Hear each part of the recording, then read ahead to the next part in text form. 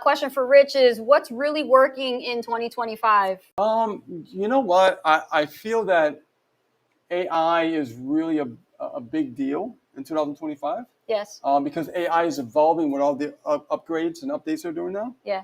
And it's going to make things a lot more streamlined for a lot of people. I'll give you an example. The actual let's say like you were talking about earlier about emails, right? Mm-hmm. A lot of people struggle when they first get involved in affiliate marketing. Oh, I got to create emails. But what AI does, it helps them break things down. Oh. And it just, I mean, I didn't have that in 2008. So it's like, I look at things now the way they are, and I'm like, you guys got it made. There was so much I had to do manually on my own. It was just so frustrating. I don't even know how I did it. My God. Right. Think about it, right?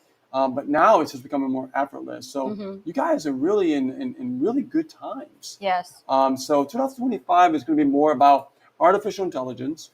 And what I said earlier about really learning to connect more on a personal level.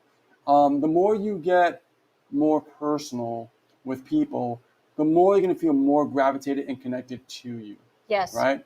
Because a lot of people still don't realize that that's never going to change. People love that human connection, that we call it high touch. Yes, right? high touch. Yeah. Yeah. And you know what? I do want to add something that I've learned through AI, through it auditing our business. Yeah. And I'm going to share it with you. Okay. Transparency. Right here. So recently I put out a post and I basically said that whoever is, found that is not engaging on our content, not jumping on our lives, maybe never sent us a message, or kindly went ghost, we're going to delete you.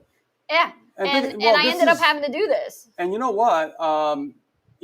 If you think about it, these people went on our friends list for over 10 years. Over 10 years. Over 10 years. Mm-hmm. So I want you guys to think about that. It was time to clean up the crud.